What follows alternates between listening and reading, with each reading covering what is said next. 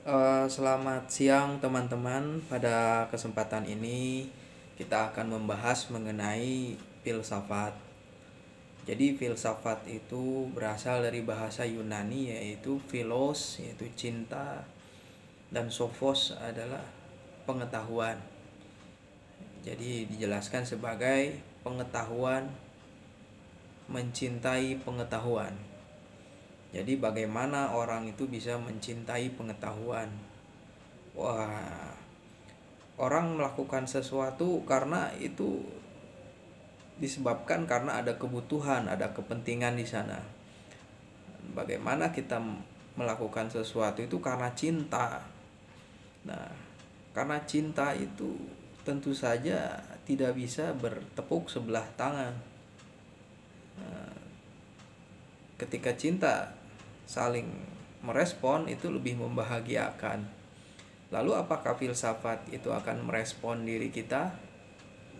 Nah, bagaimana yang namanya mencintai pengetahuan itu membuat kita menjadi aktif, atau misalnya kita direspon cinta kita kepada seseorang itu membuat kita bahagia, aktif, ingin berubah. Lalu bagaimana apakah filsafat di dalam diri kita yang kita pikirkan itu membuat kita menjadi bahagia? Nah, di sini tentu saja berfilsafat itu sebagai suatu cara pandang mengenai kehidupan.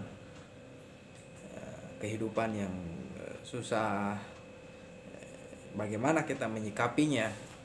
Kehidupan yang tentu saja bahagia, itu juga bagaimana kita menghadapinya.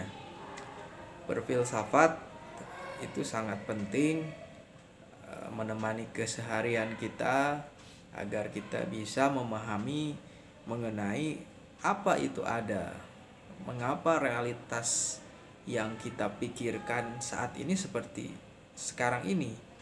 Ini rujukan dari epistemologi.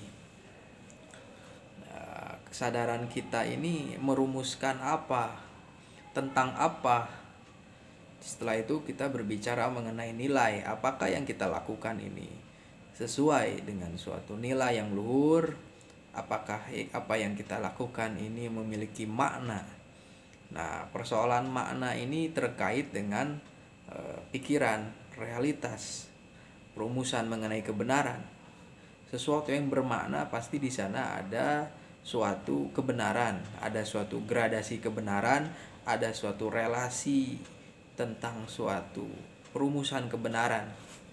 Jadi orang melakukan sesuatu itu karena ada suatu nilai, dan nilai itu karena awalnya dari kita merumuskan pemikiran, kita menyikapi suatu pemikiran terhadap suatu keadaan, dan di sanalah kita memahami bahwa apa yang kita lakukan itu benar atau salah. Ini sangat penting sekali. Jadi berfilsafat itu memang harus menjadi sebagai suatu keseharian kita. Nah, bagaimana berfilsafat menjadi keseharian? Ini sangat perlu latihan. Karena ibaratnya kita bermain membawa motor dengan kecepatan tertentu, kita harus bisa benar, selamat, itu di sana.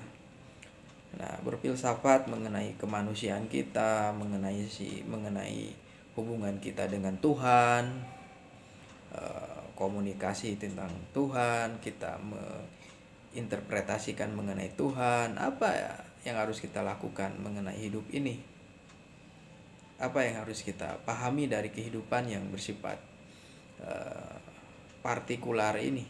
Kita melihat berbagai dimensi dari kehidupan kita, dimensi fisik, dimensi psikologis, dimensi batin, dan kita harus mensintesiskannya di dalam suatu pemikiran. Nah, berfilsafat itu akan menyenangkan tentu saja kalau kita bisa fokus terhadap apa yang kita inginkan. Sehingga di sini menurut Nietzsche bahwa seseorang itu harus mengaktifkan kehendaknya, suatu pengetahuan yang bisa mengaktifkan kehendaknya.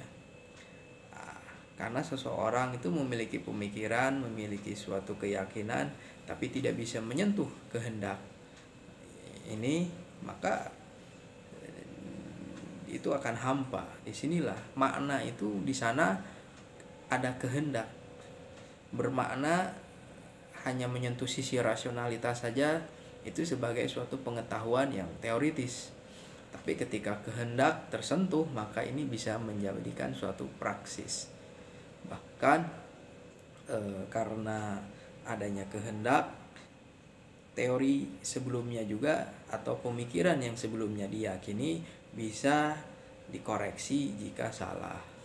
Nah, dalam keseharian kita berfilsafat itu akan membuat kita yakin bahwa apa yang kita inginkan, apa yang kita lakukan, seberapa remehnya tindakan kita, harus menjadi sebagai suatu renungan. Katakanlah kehidupan ini penuh dengan kerugian, hampa eksistensi.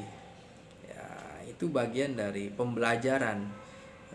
Nggak harus kita harus selalu berhasil, nggak harus kita selalu bermakna atau bijaksana.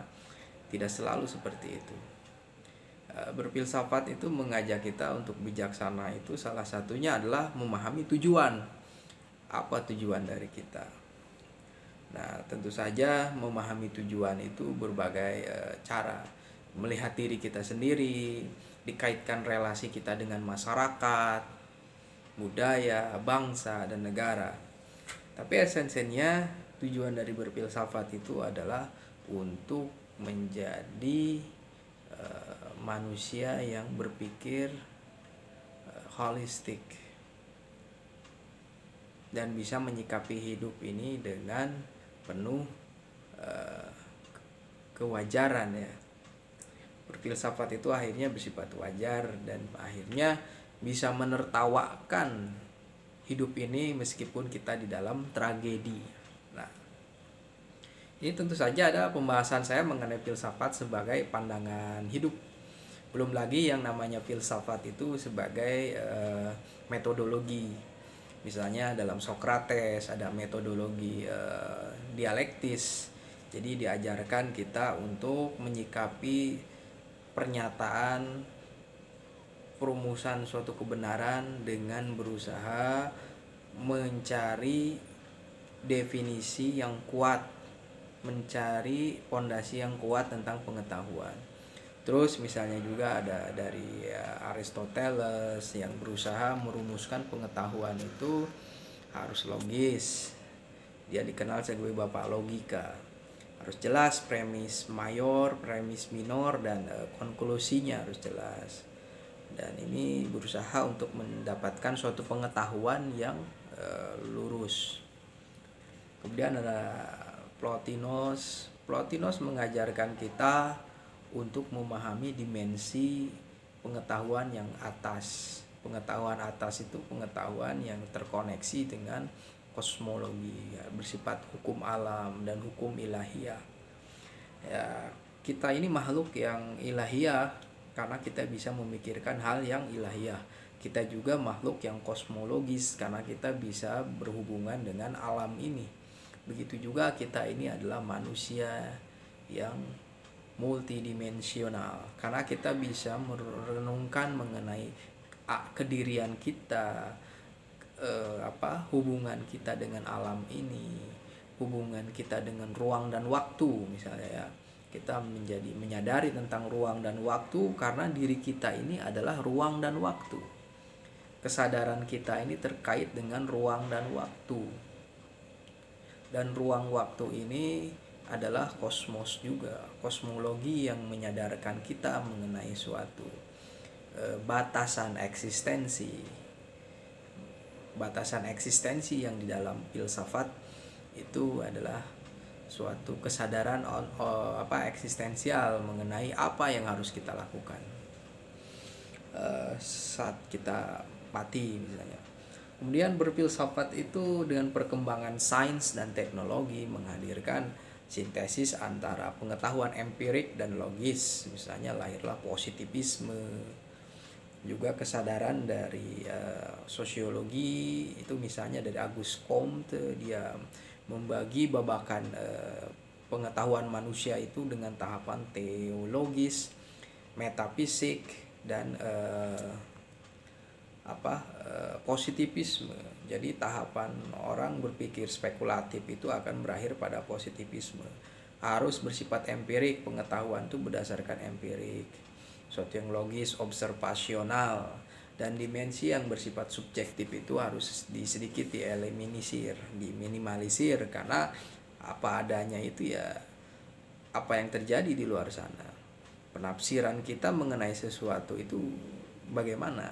Nah, di sini sebenarnya penafsiran si subjek terhadap realitas fisik, terhadap manusia dalam pandangan positisme itu ya hidup juga, karena sebagaimana mungkin si subjek ini kehilangan kesadaran kan nggak mungkin, pasti ada subjek juga yang mengkondisikan suatu pengetahuan, suatu nilai, suatu kebenaran. Bahkan merumuskan tentang teologi pakai positivisme ya tentu saja tidak akan benar kalau tolak ukurnya adalah indrawi. Nah, kalau Tuhan bersifat indrawi ya tentu saja Tuhan bisa menunjukkannya kalau dia mengkehendaki. Nah, pada sisi ini filsafat itu berusaha selain menjadi metodologi berpikir, juga menjadi suatu metodologi interpretasi, misalnya dalam hermeneutika. Di dalam tradisi filsafat, setiap metode yang bisa mengantarkan kepada suatu pemaknaan di sana yaitu terkait dengan filsafat juga. Jadi misalnya hermeneutika Schleiermacher yang berusaha menghidupkan suatu dimensi subjektivitas, bahwa kita ingin memahami realitas sesuatu, kita harus menjadi sesuatu itu, dan dikaitkan dengan eksegesis atau penafsiran teks. Kalau kita ingin memahami suatu teks dari seorang pengarang, maka kita harus memahami dimensi yang pengarang itu, masuk ke dimensi kebatinan si pengarang itu. Kalau kita ingin memahami Nabi Muhammad, maka kita harus menjadi Nabi Muhammad dulu. Nah, kita harus mendapatkan wahyu dulu sepertinya.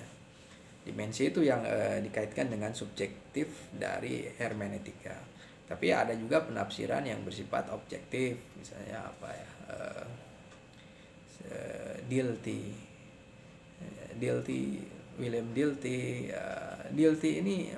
William Dilthey ini berusaha untuk merubah penafsiran, bahwa penafsiran itu bukan hanya terkait dengan sains, menjelaskan saja, tapi ada disebut dengan perstehen memahami. Memahami ini adalah kajian ilmu humaniora. Jadi memandang manusia dari sisi kemanusiaannya, tidak dengan metodologi positivisme. Dan ada lagi yang bersifat hermeneutika ontologis eksistensialis, misalnya dari Heidegger dan dari Gadamer. Nah, ini sangat penting di dalam merumuskan suatu pemahaman penafsiran tentang keadaan teks, bahkan yang menyatakan bahwa kehidupan ini sebagai suatu teks yang melimpah. Kita mengalami sesuatu lebih banyak ketimbang kita merumuskan sesuatu, membahasakan sesuatu. Jadi apa yang kita alami lebih melimpah, lebih banyak ketimbang kita membahasakan sesuatu. Ini artinya begitu ada das Ding an sich, katakan mungkin ya, ada sesuatu yang tidak kita terkatakan, ada sesuatu yang tidak terumuskan. Kita menyadari fenomena seperti ini, apakah ini dianggap kita memiliki kekurangan, keterbatasan?